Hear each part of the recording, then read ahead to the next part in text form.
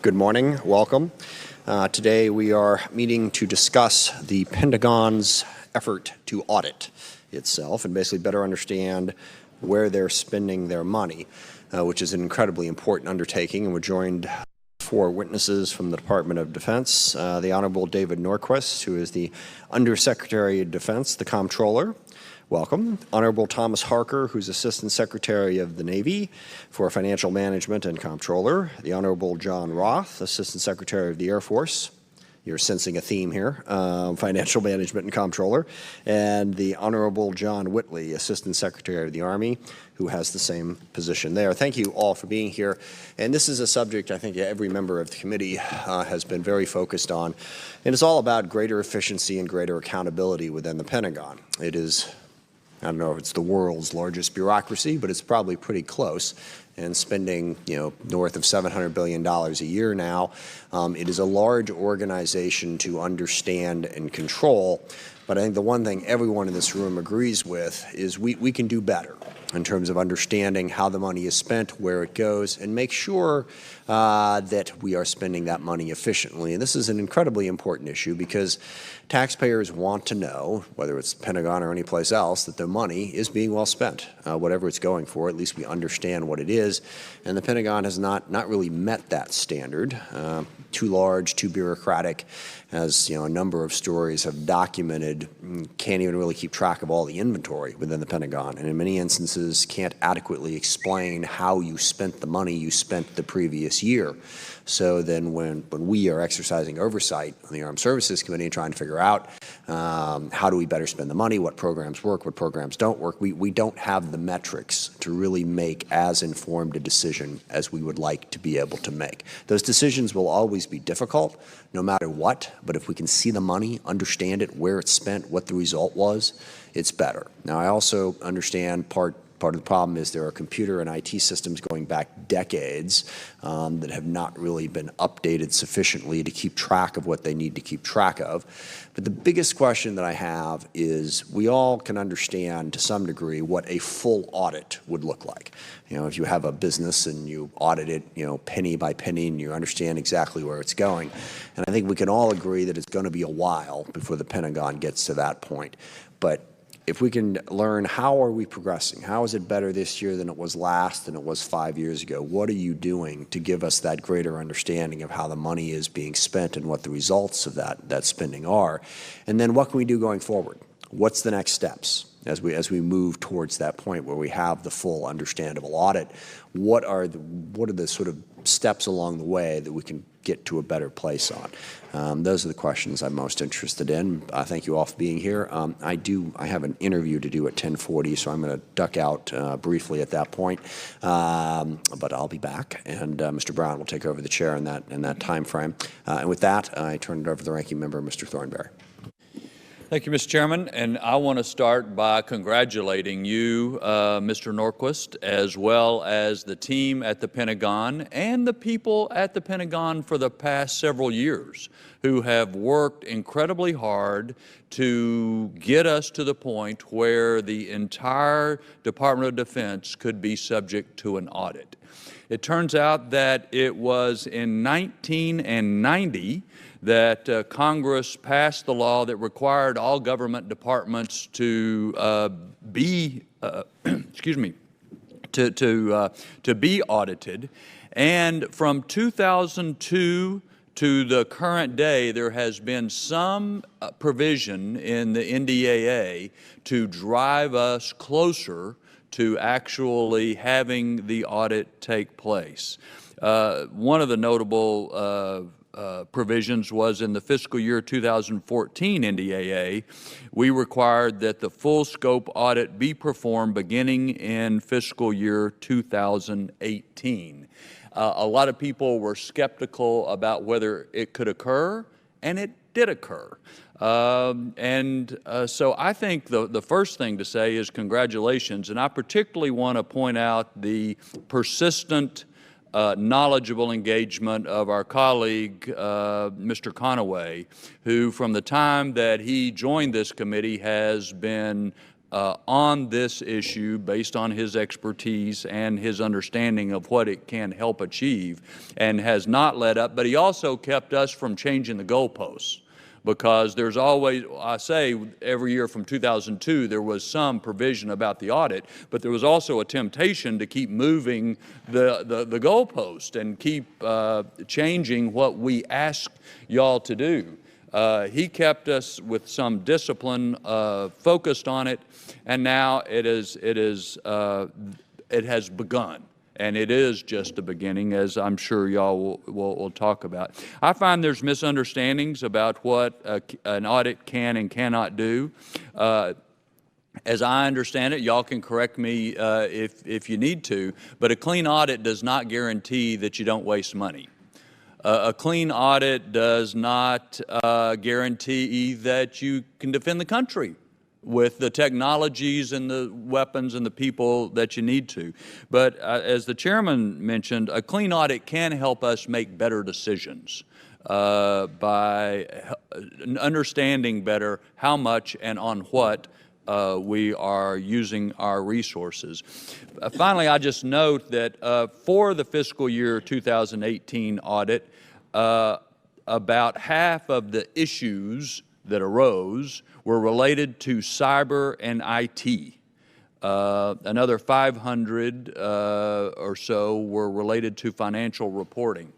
So I do think we on this committee and in Congress need to pay attention to make sure that we don't take actions that make it more difficult to achieve someday a clean finding of the audit. For example, slowing down movement to the cloud may be one of those things that make it harder to have data that is compatible, and that's where a lot of these issues have arisen. So I think this is a good start. It's something that we've been pushing toward for a long time.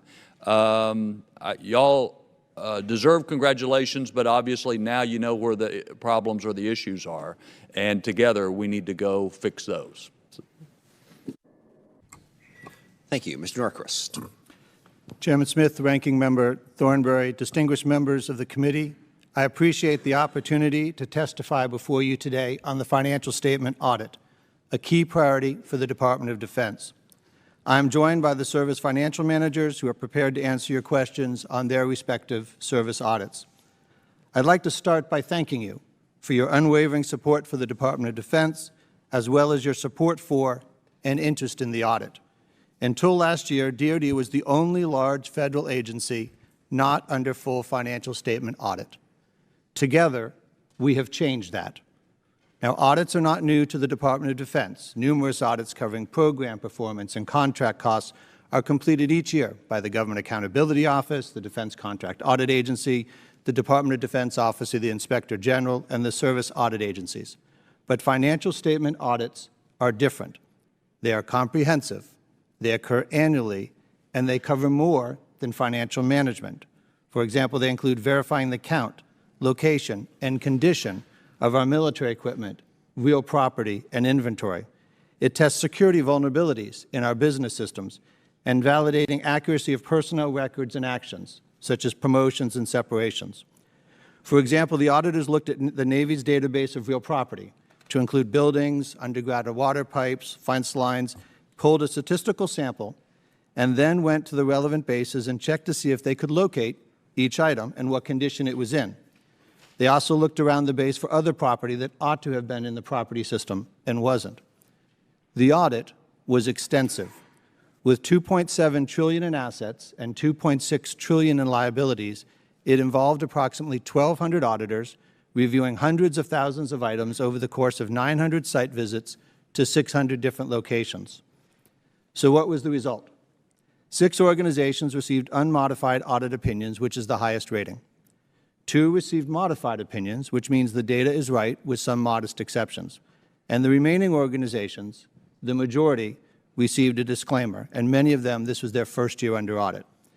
The disclaimer means that the auditors did not have enough evidence to provide an opinion. The short answer is they didn't pass. No organization received an adverse opinion, which is the lowest level.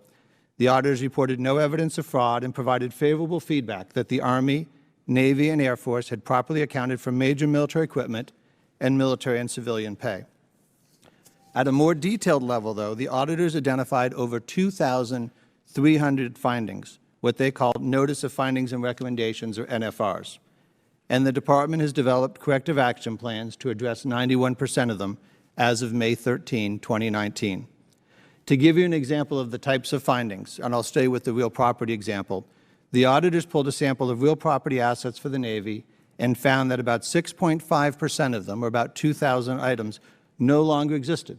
The building had been knocked down and removed, the property or structure had taken away, but it had never come out of the property system.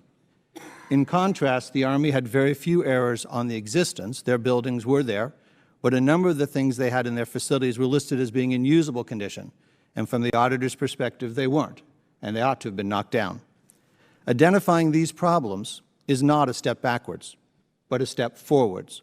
The very purpose of the audit was to find as many problems as we could so we could start to fix them. And our database of findings has already proved tremendously valuable.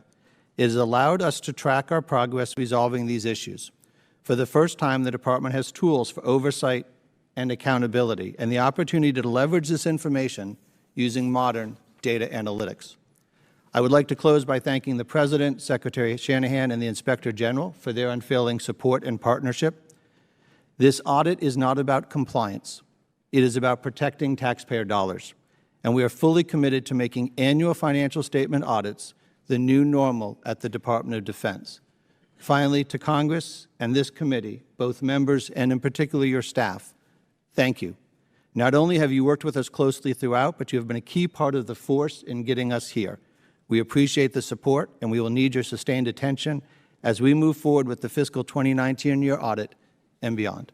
Thank you, Mr. Chairman. Thank you very much. I understand the other witnesses are here to answer questions, but do not have opening statements. Well, I agree with a couple things that the ranking member said. First of all, it's important to understand that the full audit does not eliminate waste, does not, guarantee efficiency and make sure the whole problem gets fixed. I mean, there are issues, even if you know where you're spending your money is in the right place, and that's a separate and broader discussion. And once we get into acquisition reform, which I know Mr. Thornberry's done a ton of work on as well, that gets to those questions as well. And also, there has been an effort made to get a better understanding of it. So, but within the audit world, if we had a full audit, if we continue forward on the path that we're on and get to a better place, what is the real advantage of that? Can you tell us how potentially does it save you money? Does it give you the ability to spend money better? How does having a greater understanding of what your assets and liabilities are, where the money goes and where it's coming from, what are the 2 or 3 things you'd say, hey, this is going to enable us to do this better, more efficiently? Sure, Mr. Chairman. I think there are 3 things that stand out.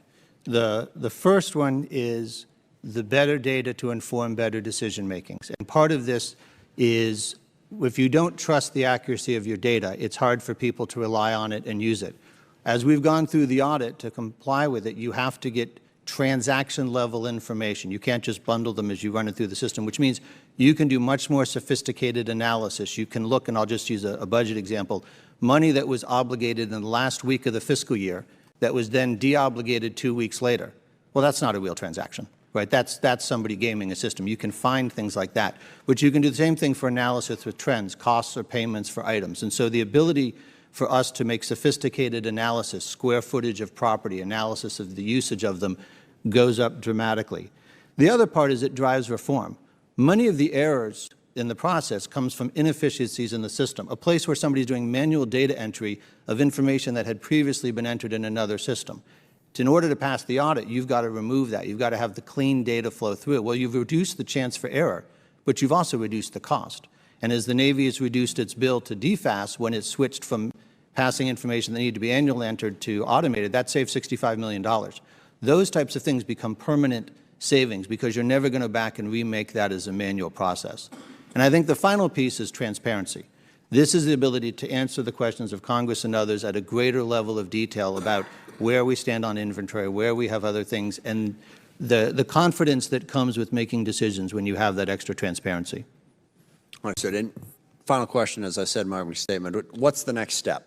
What's the next most important thing that you need to do or that we need to do in terms of instructing this process? Sure. So the next step in the process is we've already started the next audit. So as we complete corrective action plans for the things that the auditors have found, the new audit team is going to come behind, and as those, whatever has been completed by, say, June or so of this year, they will retest, and so we'll see if we've fixed them. We're particularly prioritizing inventory, real property, and IT. Those are some of the areas where the most direct benefit to the warfighter is seen, the most immediate benefit to the department, and it's the existence and completeness. We'll get to the properly the valuation, but the existence and completeness is a near priority.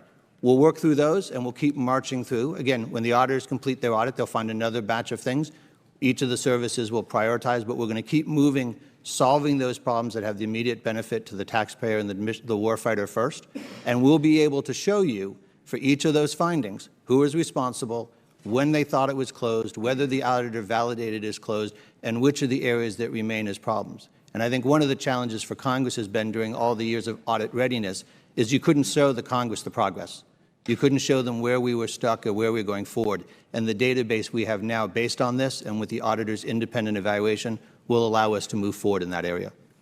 And I would think overall it would make our systems more secure as well as we better understand, what IT systems we have, what's in there, we clean them up. We have a better idea of what it is we're trying to protect and are better able to protect it.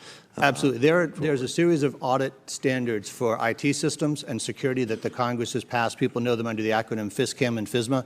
The auditors go through that. And so, as the ranking member pointed out, a significant percentage of our findings were around vulnerabilities to the security of those business systems. And that's going to be a major area of focus, particularly in the CIO world, to close those findings.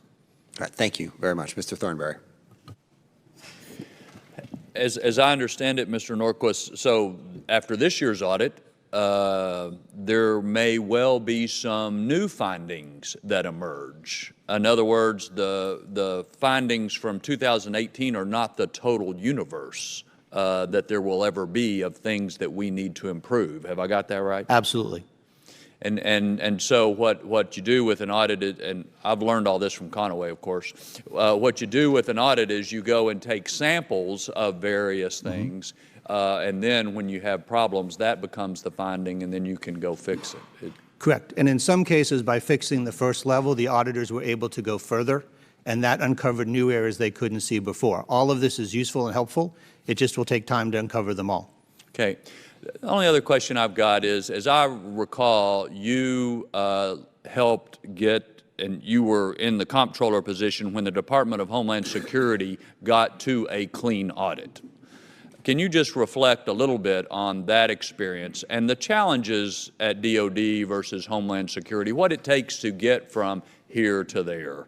And I don't even know if there is possible with DOD, but can you just, based on your experience in getting a clean audit at Homeland Security, reflect on it, on that Sure. for DOD? So the beginning of the audit at Homeland Security looked much like the beginning at DOD. There was a discussion of whether it was a good idea. There was a discussion of whether you could ever possibly get to a clean opinion. The difference was Homeland Security didn't have a choice. The audit was mandated the moment it was created. So it started with an annual audit, whether it was ready for it or not. The processes that we put in place there are the ones that we've adopted here. The first is you need the auditors to provide you detailed level findings. If a normal commercial auditor will simply tell you you have not passed and stop. We've worked with the IG to make sure that no matter whether we're going to pass or not, the auditor keeps going, find as many things as possible.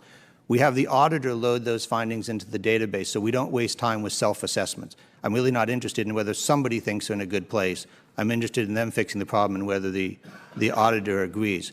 The lessons we learned from that DHS experience, breaking the audit into pieces. So at DHS, it wasn't simply whether the department passed. Customs and Border Protection, ICE, FEMA, Coast Guard, each were evaluated in a standalone way, much as each of the services are evaluated.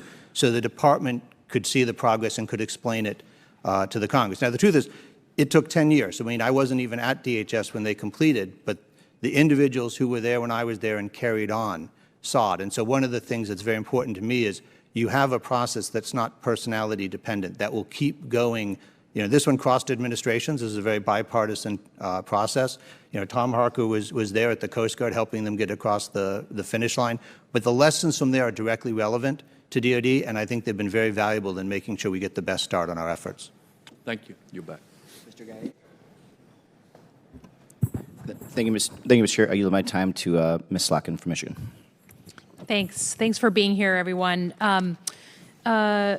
Norquist, in 2018, first of all, I should just say, I think most of us here really want to be able to go home to our districts and say with a straight face that the Department of Defense, needs the resources that it needs, and its accounting is in place, and therefore, when they say they need something, there's not waste going on. So I think we're all in the same place that when we want the same thing, and it is hard for some of us to go home and justify increases in spending when every business in my district, you have to pass an audit, right? Every home budget has to account for itself. So I think we're all coming from a positive place on this.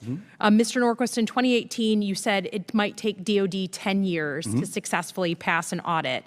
I know we've had the 6 organizations that have passed based on us being kind of a year ahead now. What's your anticipated timeline for the record in completing a true, complete audit?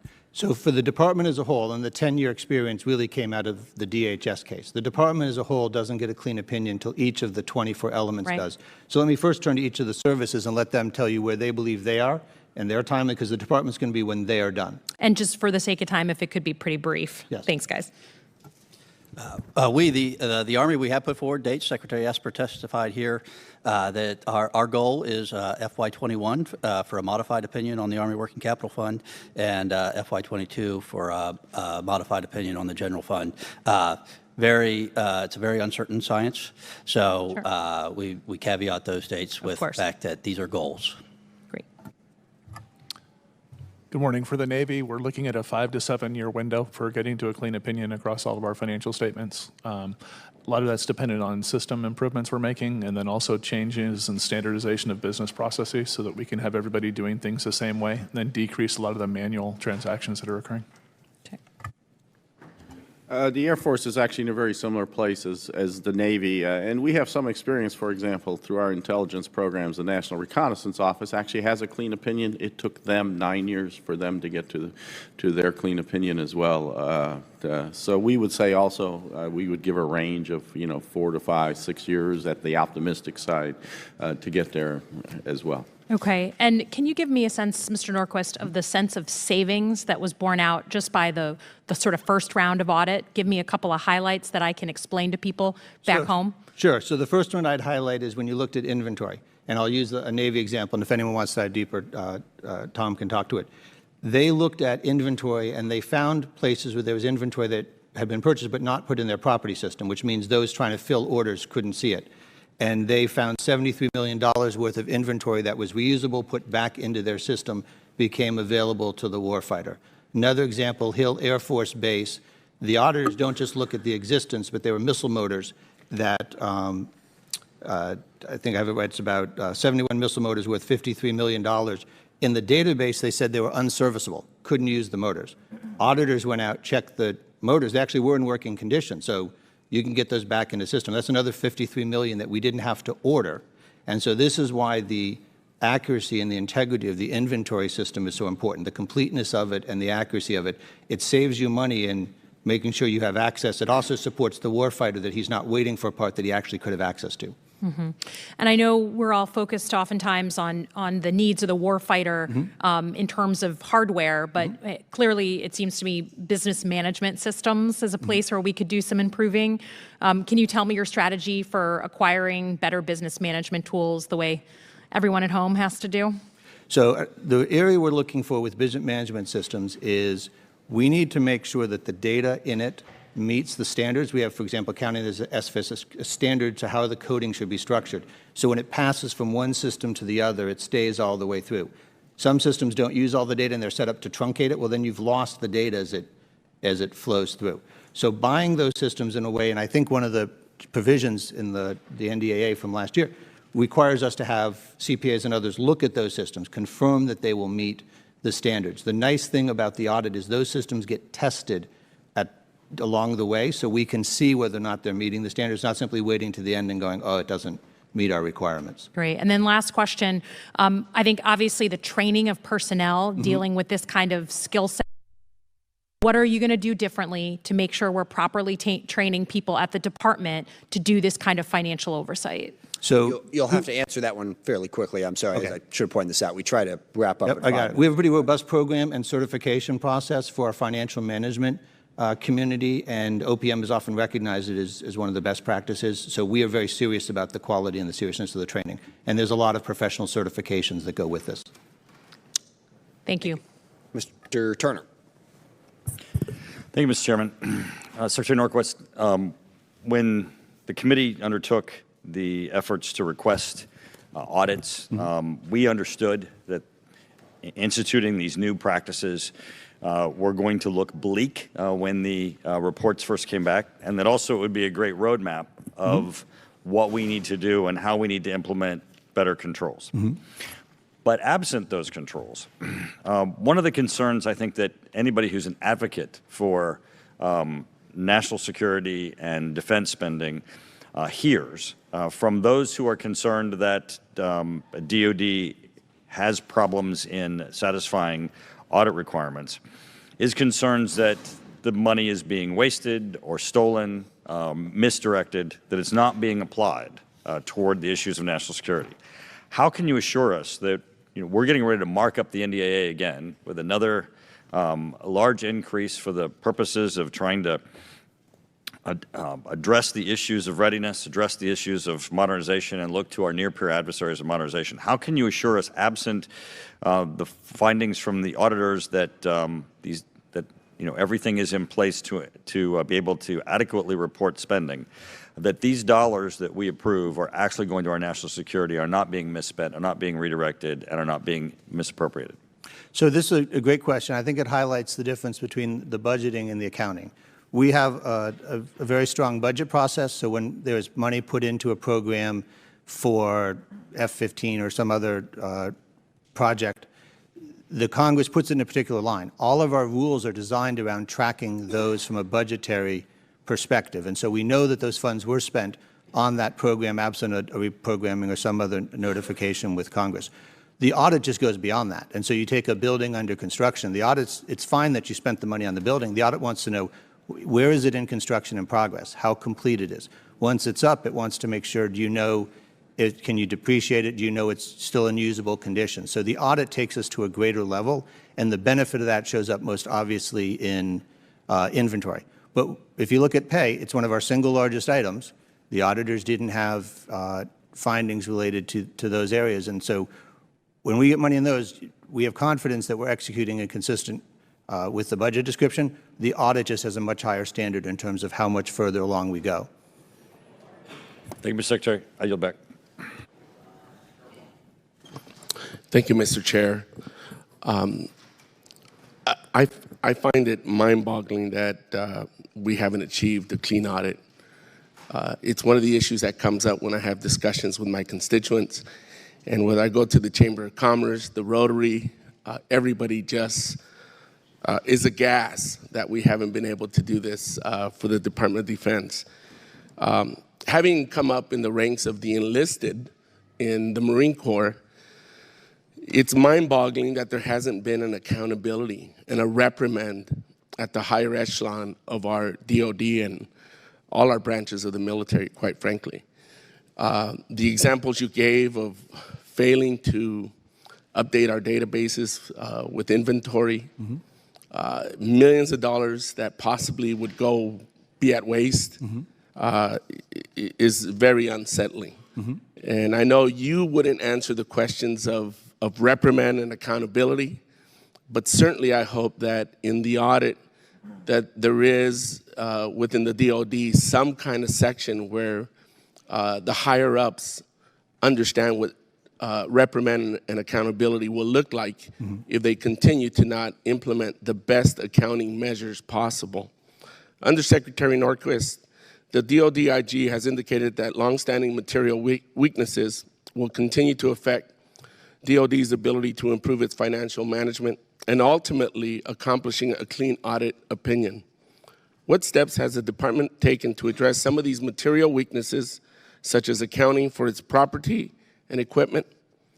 From the list of longstanding material weaknesses, are there specific ones the department feels are more urgent in terms of addressing? I'd be happy to do that. And so I think in terms of what's the most urgent, the answer is inventory, is the IT security, and the property. Those are the three that are the particular focus.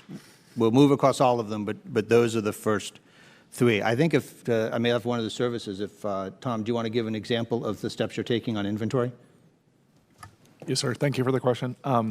We've made a lot of progress around inventory where we've gone base to base, trying to do a full, complete inventory this last year. We did a inventory of the vast majority of our bases. We've identified areas where there's material that's not recorded in the accountable property system of record, and we're taking steps to get that inventory into our record.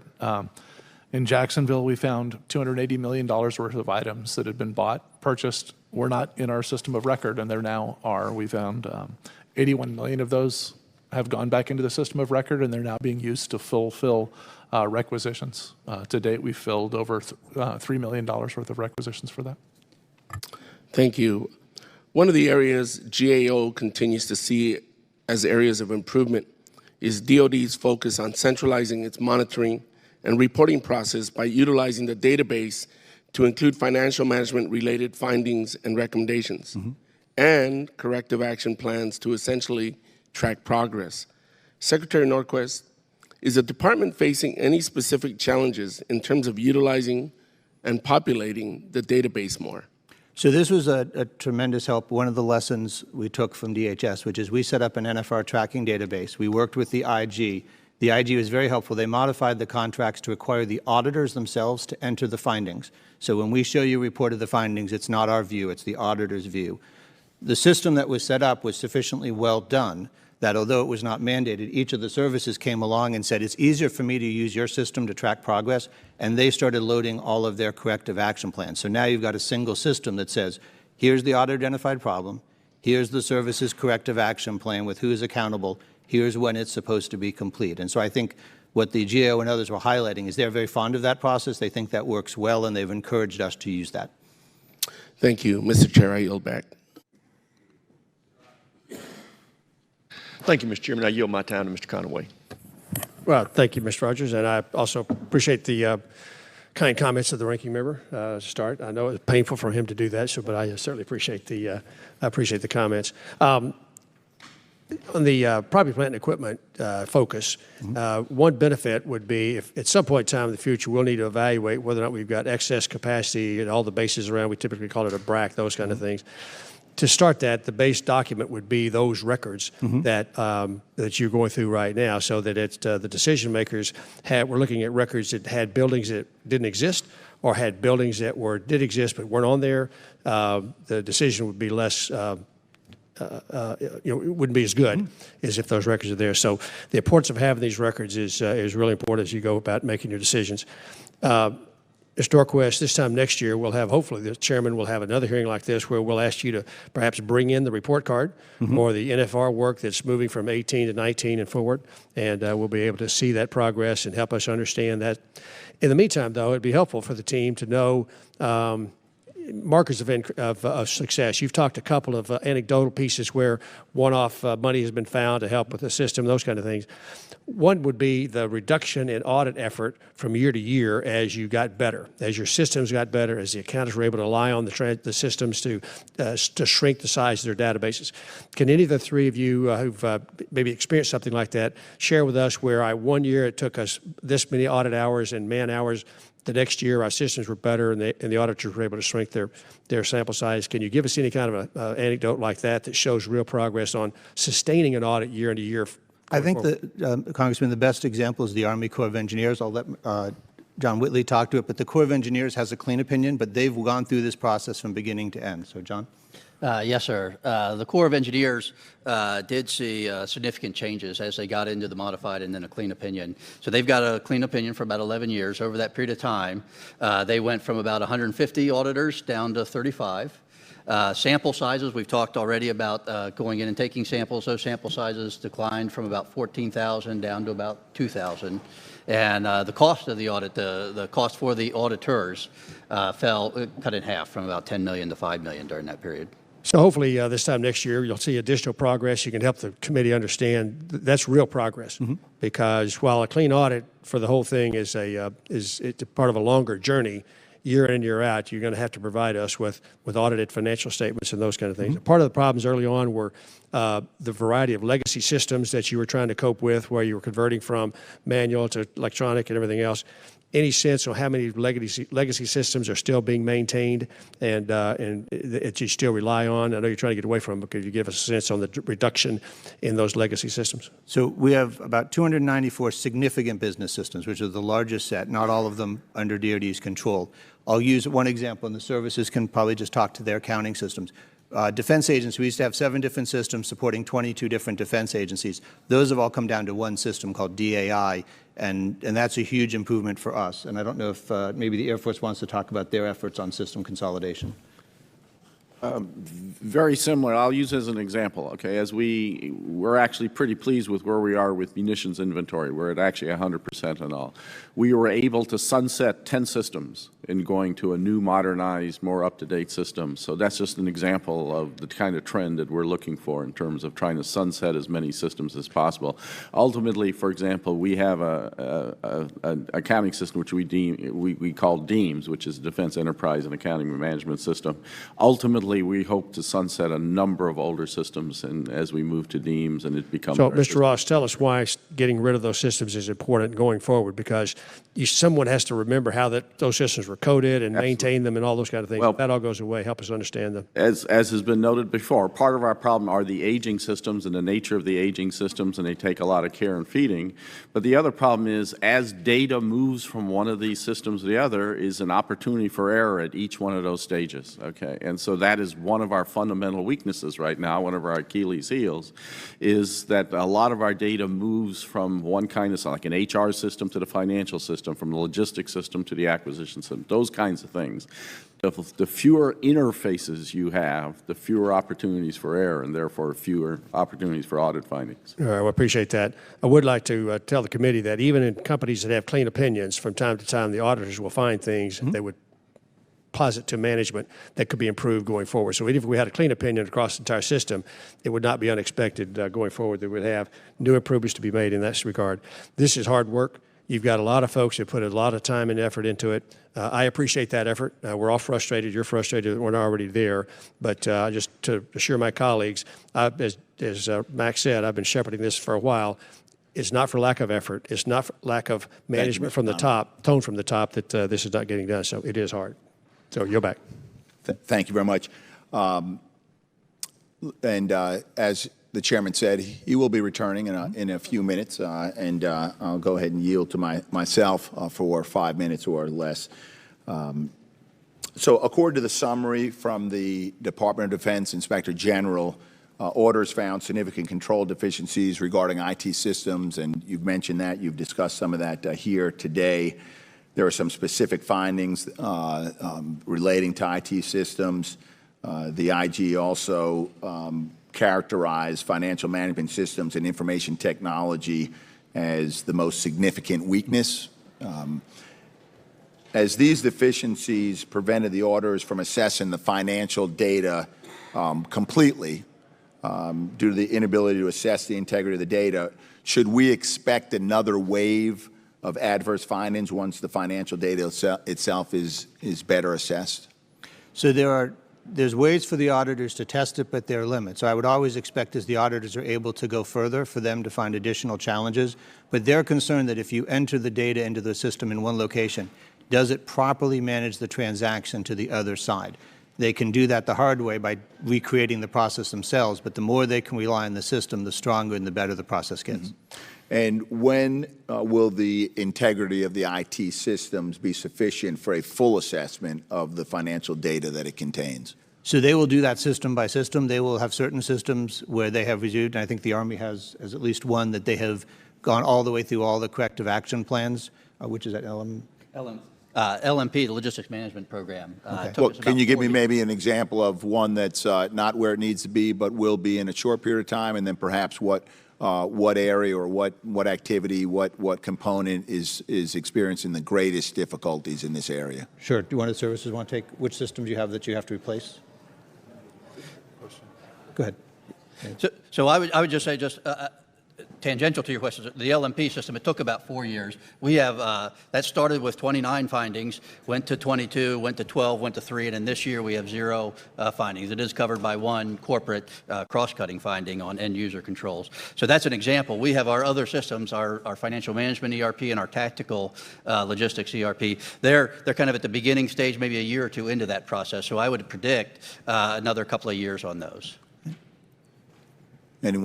Any examples of some, couple of decades?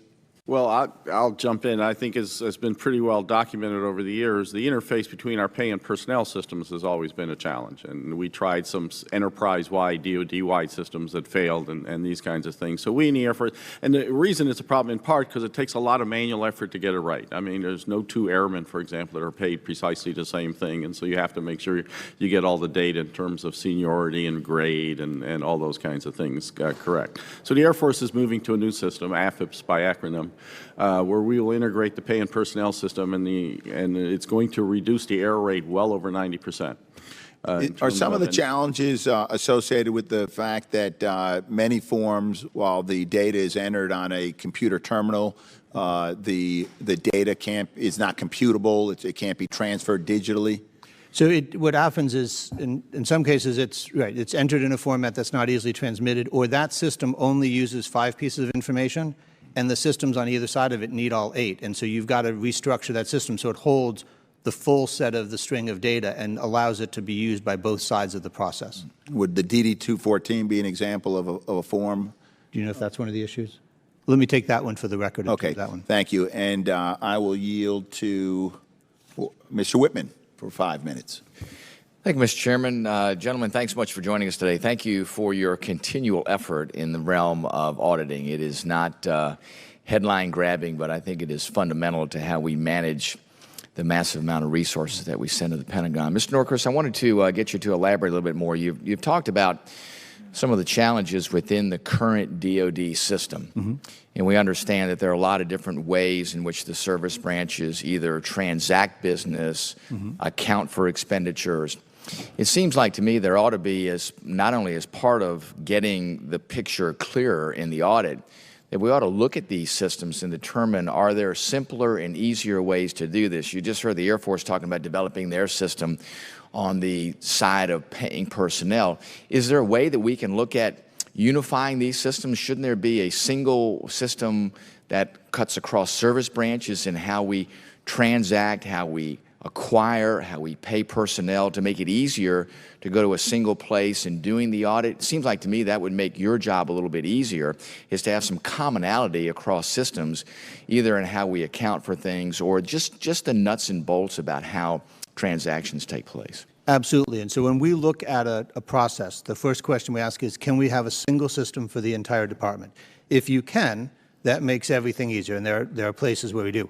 You then drop down and say, in some cases, the process is sufficiently complicated, and we've seen the challenges when you try and get all 3 services onto a system where they each have slightly different processes. It makes it very hard for the program manager to ever deliver a working system. Mm-hmm. In some of those cases, your question is, can I get them all to agree on receiving and transmitting data in the same format? Mm-hmm. In which case, then I may not mind that they're different systems, as long as they will talk to everything else the way they're supposed to. And so you work your way through that. Some of them, the question is, do I replace it? Do I retire it? In a few cases, it may be simple enough just to modify the system, and it'll be sufficient. To what extent can you push the different service branches with sometimes the inertia that exists there to say, this is the way we do it, we can't do it another way because of particular reasons? Do you look at that critically and say, well, these are legitimate reasons why you have a unique way of doing it, or these are not legitimate reasons, there should be a way that you can do it in common with the other service branches? Because I think in some instances, being able to push the envelope, push the service branches essentially past their point of comfort to say, this is the way we've always done it, and we can't do it another way. Do you think about that? Do you push the issue to really make them critically think about how they're doing and the process by which they're doing it? We do, and that's usually one of the core of the conversations, which is it really an unusual process that you have to do? And the answer is, if it is, why? Is it your policy? Maybe we just change the process. I mean, one of the things you always have to be careful about is automating your existing process, not revising your process to take advantage of automation. And so in some cases, we go back and we work with the service and say, that's not the best way to do it. One of the other services has a better way. You need to come over this direction. Mm-hmm. And those are the types of challenges. They're often very difficult. You're really down into the technical aspects, mm-hmm. but it's an essential change if you can get it right. Sure. Let me ask you of your expectations about where we are today, mm-hmm. and the path that has been charted by DOD, and where DOD will be in 5 years and 10 years related to the audit. How much clearer will the audit be? How will systems change? And what can we expect in that 5-year and then 10-year window as far as transparency and clarity and the result of each subsequent audit through that period of time? So I think as you look out, say, 5 years, you will either have organizations with modified or clean opinions, or they will have a particular challenge remaining. And we saw this at DHS. They would get down to they have fixed everything except. And then all of a sudden, instead of having a discussion about financial management, the audit in general, having a very detailed, a specific discussion about a particular challenge in that organization. That's a very strong place to be. But between 5 and 10, not only do we want to see folks getting to a clean opinion, we want to be able to take advantage of the data. So part of what we're trying to do in parallel with this is, now that we're having ever more accurate data and we have the universal transactions and other things, how do we use that to drive decision making? The Congress mentioned earlier the BRAC and real property. Well, if you don't believe your square footage, you're going to have a real hard time having a conversation about whether you need more buildings or less. So you want to have more accurate data so you can be clear about that. And making use of that data is the real transformative effect that we're looking for. Very good. Thank you, Mr. Norquist. Mr. Chairman, I yield back. Thank you. Mr. Langeman? Thank you, Mr. Chairman. I want to welcome our witnesses here today and thank you for your testimony. Let me begin with this question. As the chair of the Intelligence and Emerging Threats and Capabilities Subcommittee, I'm increasingly concerned with the lack of clarity on the costs, expenditures associated with cyber operations. Mm-hmm. For example, this committee needs to have a sense of how cybercom is used, its appropriated money to date, and how it is not duplicative of what the military services are funding for organic capabilities and for cybercom. So can you tell me how can the audit create greater transparency on operational and other costs for DoD cyber operations? So the value of the audit is the ability to break down the transactions to the lowest level, the transaction level. The issue with cyber is going to be making clear to people the boundaries of the definition. So some people by cyber refer to almost anything that uses IT, which becomes very broad. But being able to be particular about what we mean, and then either through the budgeting process set up categories so Congress sees those numbers in its report. Right now, for a lot of those are sort of ad hoc data calls. We can use the audit findings to produce more accuracy in those, but you're still working off what's the definition and how do we capture it. But the level of accuracy in the data and the ability to sort on certain key information will help be able to give you a better answer. And so where are we in establishing those definitions and giving that clarity? So I know there's a set we used this year in terms of reporting the dollar amount for cyber. I'd have to sit down with you and go over that definition and see if it's meeting your requirements. Okay. But that was something that I know we did as part of the program build this year and was part of our reporting to Congress. Okay, I'd welcome that if we can work on that together. Then thank you. Next question: there's been a push for innovation of the audit to increase audit readiness. Mm-hmm. How is the department leveraging AI, machine learning, and process robotics to enhance accountability? So there's some very helpful tools in keeping the cost of the audit down and improving the accuracy using bots. I think the Army is the most forward on that, so maybe, John, you can talk to the use of bots. Yes, we've rolled out robotic process automation to look at some of the things we talked about when the systems don't talk to each other well. The long-run solution is to merge those systems into a single system. That takes time. In the meantime, we're using robotic process automation to clean up those unmatched transactions and those other discrepancies. We're at the very early stages of exploring the other things you mentioned, AI and everything else. So I think there are going to be a lot of applications. We're not using any of those at the current moment specifically for audit, but we're in the middle right now of figuring out how to and where to do that. Okay. and this is for all of our witnesses. So do those of us on the committee certainly understand that the warfighter is and should be focused on the mission. However, we also understand that the more effectively the Department's resources are managed, the more effective our military operations will be, and we're going to get more bang for the buck, obviously. So the financial management community cannot achieve a clean audit alone. Our warfighters who are responsible for equipment and inventory on a day-to-day basis must be engaged as well.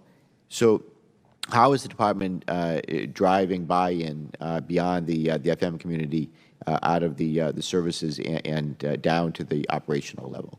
That's a good question. Let me give an overview and then each of them give their examples. One of the things I had been uncomfortable and was expecting was as the auditors started to pull their samples, we might get pushback on the field from the level of effort involved. But when it came to the types of findings with inventory, things that were easily understood by the commanders in the field as to their value, instead what we noticed was an enthusiasm for this. And what the auditors found is a number of places where there was strong leadership, there's very high accountability rates. So at Kadena and Osan Air Base, 14,000 munitions, $2.2 billion. Auditors came back, said 100% perfect. But let me let each service talk in terms of how they're engaging the military in the field. Okay. If you can also include how you're using metrics for accountability. Absolutely, metrics. Good. Yep. Yeah, well, we measure the accuracy of the samples that are taken. So we know, so for example, if an auditor goes into a location, to an arsenal or a depot, does a real property or general equipment sample, we count, they might have a sample size of 150. If they find 5 exceptions, we know exactly what that percentage is, and we're tracking that over time. And we've made it very clear to our commands and our organizations that we expect those percentages to be marching up and to get into the 99, the 100% range within a couple of years, which is where we need to be for the audit opinion. Tom. And perhaps we can take the other examples for the record. Record? Okay. Yeah. Thank you. Mr. Banks. Thank you, Mr. Chairman. The audit found a number of outdated IT systems. Some of them were decades old that cost the department millions of dollars to maintain. Cyber and IT are 2 critical aspects of the national defense strategy, as all of you know. I'm concerned that these 2 aspects of the audit have the most notice of finding and recommendations, or NFRs, representing 1,084 out of the 2,348 total.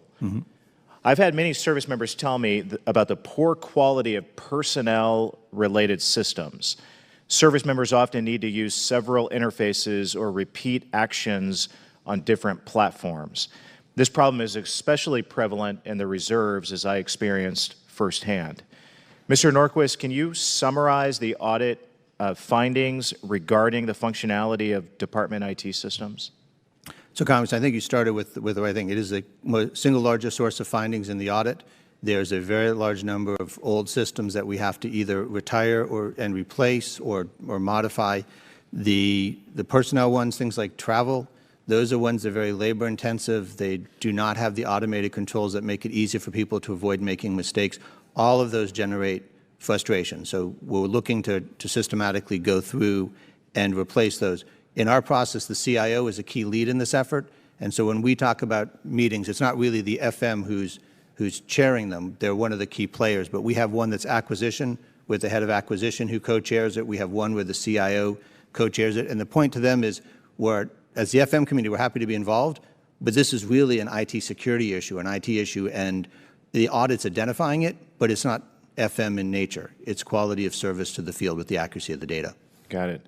Of the IT-related NFRs specifically, how many findings or recommendations could you say that would require an entirely new system to address the problems? Let me take that for the record, and we'll be able to see if we can sort that. Okay, thank you. And Mr. Norquist, how long would you expect the remediation process for those NFRs to take? I think those will be one of the longest poles in the tent. I think even after we get a clean opinion, there will still be findings, and audit systems will have just figured ways around them. But getting those down is part of the single largest effort. Okay, thank you. Last year in the Navy Times, it was reported that the audit found that, quote, 5 sites that manage ballistic missile defense elements and technical information were failing to take basic cybersecurity steps to ensure that information on America's ballistic missile defense system won't fall into nefarious hands, end quote. Mr. Norquist, to your knowledge, have there been any steps taken to correct those vulnerabilities to our missile defense systems? So there are steps being taken to correct on, and those would be on the warfighting side, but just like we have folks worried about IT security on the business systems through the audit, we have forums that look at the cybersecurity of weapons systems and those programs, and those steps are underway. Okay. So some of the system flaws had been originally identified in 1990 and in 2013. I can't find any evidence that those at that point were ever addressed or fixed after those findings many years ago. What is the DoD Inspector General's timeline to reinvestigate? I don't know about the Inspector General's timeline. There is congressional language that directs us for a series of weapon systems, particularly the ballistic missile defense ones, to look at cybersecurity, have the services develop assessments of the risk and the corrective action plans. That needs to go faster. The risk there is very serious. I believe the ballistic missiles was one of the first to start going through it, but we need to do better in that area because of the sheer risk and vulnerability that cyber creates. Got it. Thanks. In your summary of audit findings, 464 findings from the FY18 audit related to IT security. Are you aware of any of these, if any of these are critical weaknesses in systems necessary to maintain the safety of our service members and the security of our nation? So most of the ones in the audit are business systems, but even then, there is a consequence of business systems. They're either privacy data, people's personnel records, an individual potentially being able, that could be ASCII if you're not secure, spare parts, making sure the integrity of the spare parts information to support the warfighter. So even though they're business systems, it's the business of supporting the military, and therefore there are consequences. Appreciate it very much. Thank you. I yield back. Thank you. Mr. Cisneros? Thank you, Mr. Chairman. Thank you, gentlemen, for being here. Mr. Norquist, I'm concerned with self-audits and sharing best practices. So rather than waiting for the next audit to come about, how are we encouraging the services and the various commands about implementing processes to find those repair parts that may be sitting on a shelf that nobody knows about? How are they implementing these processes so we can find them before the next audit comes? So we have, for each of the areas, whether it's inventory or IT security or financial, we have forums where all the services are there and give updates and share best practices. Did you want to mention one particular, John? I can just give you a couple of concrete examples, sir. I mean, we were just at one of our arsenals and depots that one of the things we care about is equipment and the inventory of the equipment and the condition of the equipment. One of the things that typically happens is a piece of equipment is purchased and used for a particular job. That job gets finished, that piece of equipment gets set aside, and we lose track of it. That becomes an audit problem because we lose track of its condition. But that also becomes an operational problem because now I have an expensive piece of equipment that might be needed somewhere else in that plant. So what that organization did was they created a system that now ties to the inventory of the general equipment that reports when it's idle at every day. And that allows everybody else in the organization to recognize that and then to go in and if they have a need for that equipment, to use that equipment. It's helping our audit records keep the condition of the equipment and the status of the equipment up to date, but it's also helping the plant. So we took that and we have now broadcast that across all of our arsenals and depots, and that's going to be a practice that they'll all start adopting. Now, are we performing, are the various commands, are they performing self-audits? Are they going and doing spot checks of repair parts and making sure that these parts are there and that they're actually working and that we can use these repair parts? Right. So each of the services does an audit of their inventory. You know, part of this is the auditors come through and in the long term, what they will switch to is checking your controls. They will check the way you did your own audit if they have confidence. At the beginning of an audit, they don't even assume confidence. They go and they replicate the tests themselves. But each of these organizations does a process of inventory. Some do site by site, some do 10% a month, others do a whole sweep at a particular time. But yes, they do. And what are we doing to share best practices across the services? So if the Army has a good idea, like you just said, how are we sharing that with the Navy and the Air Force to make sure this is something that they can implement?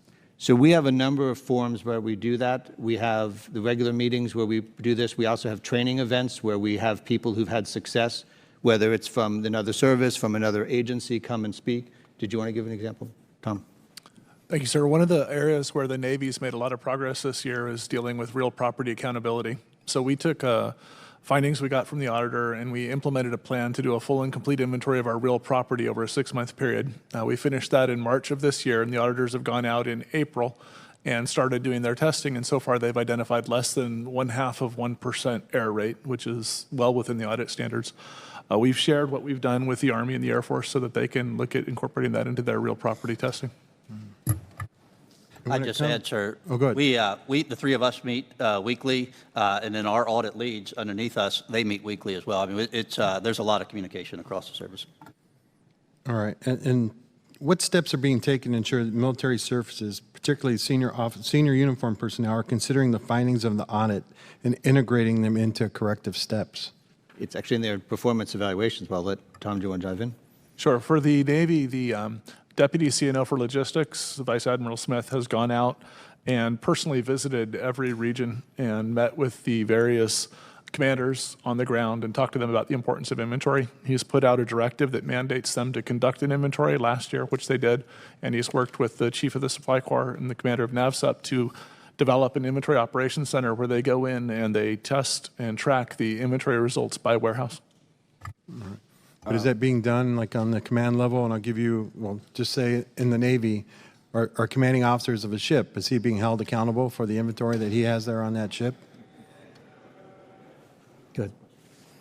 Navy, commanders in the Navy. Are they accountable for what's on the ship? Yes, sir. Down at the ship level, we are tracking the inventories as well. So at the ship level, at the warehouse level, at the BSO level, it's being tracked at all levels. Each of our inventory points in our ERP system, they're tracked the different number of warehouses and locations. Able to hold each commander accountable. I'm sorry, running out of time, but can I just get for the record that the other services are doing that same process and holding the local commander accountable for their inventories as well? Mm-hmm. We'll take that for the record. Yes, sir. Thank you. I'm out of time. Thank you. Next, Ms. Holland. Thank you, Chairman. And thank you, gentlemen, for being here this morning. Appreciate your time. The 2019 DoD IG report on the audit results listed 20 agency-wide material weaknesses.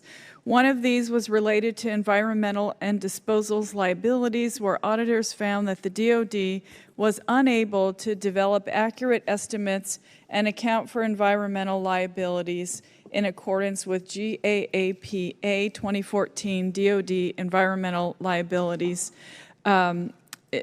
Best Practices Guide. It identified challenges the department faces, which include incomplete fixed asset listings, lack of comprehensive defensive-wide processes and controls for identifying and measuring environmental liabilities, and the inability to adequately support assumptions or factors used in calculating environmental liability estimates.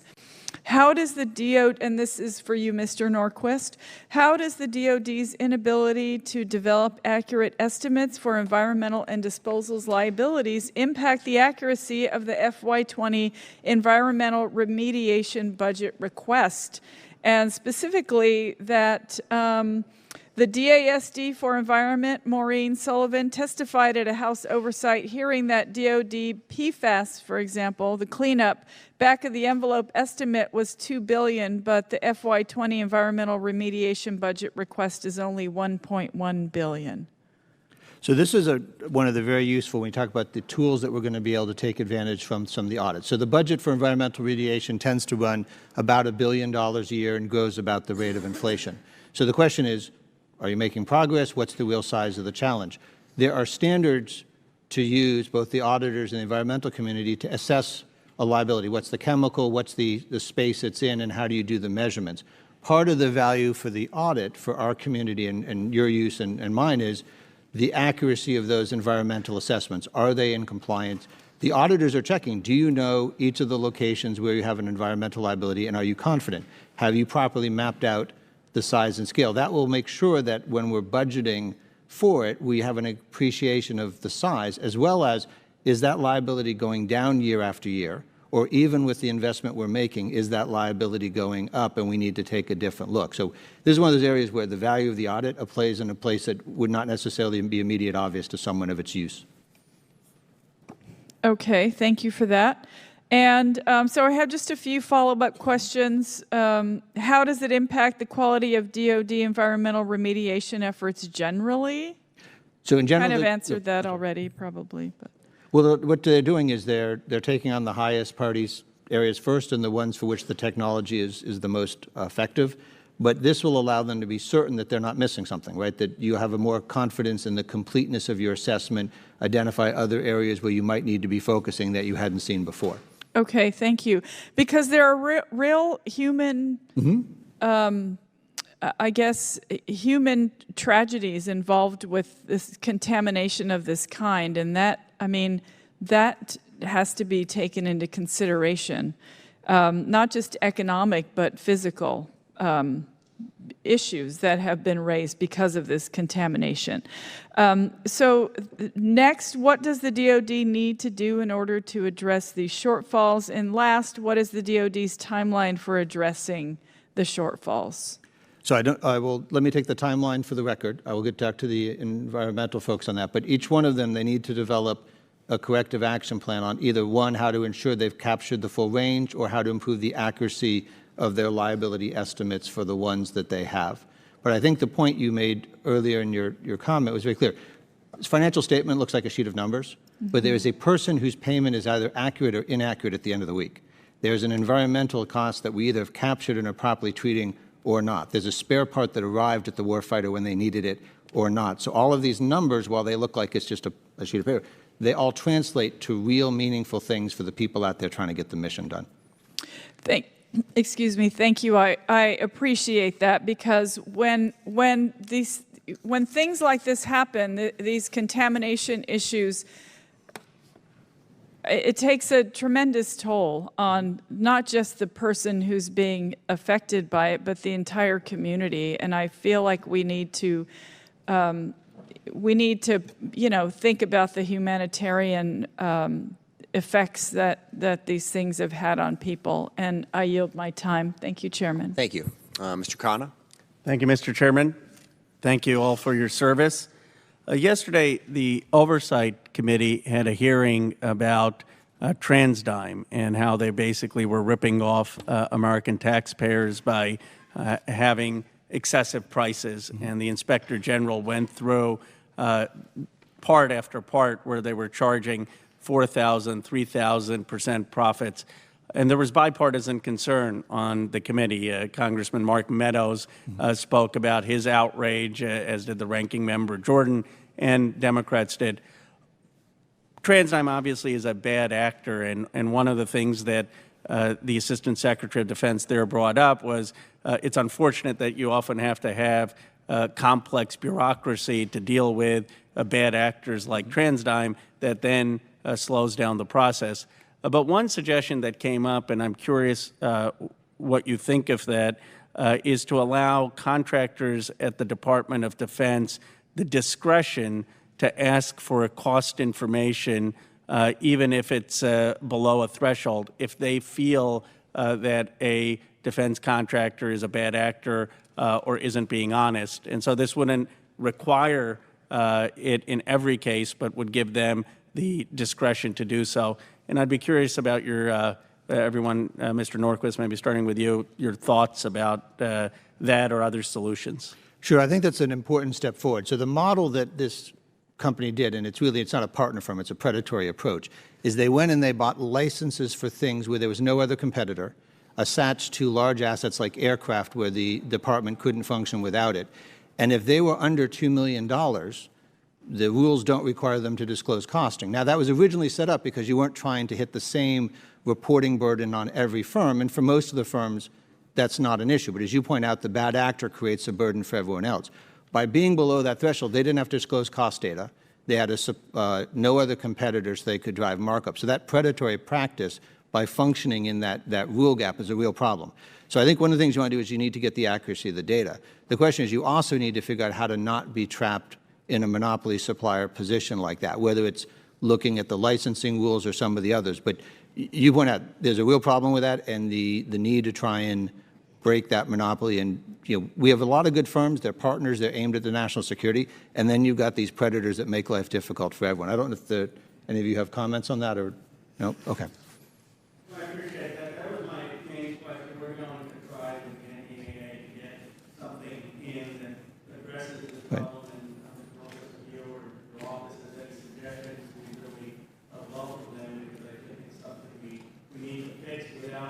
putting a burden on most of the good actors. Absolutely. Happy to work with the committee. Thank you. I just want to echo that point. I mean, that's hopefully one of the things, once you understand better what the inventory is, what you have, what's coming in, we can do a better job of policing this sort of thing, because the amount of money that the Pentagon spends is just an open invitation to people to try to gouge, particularly if they don't think you're keeping very careful track of what they're charging and what they're doing. So the better system we have, the better we're going to be able to address this. And I want to work with Mr. Khanna as we try to figure out what we could do to change the law to help address this issue. Mac, you got anything for it? Okay.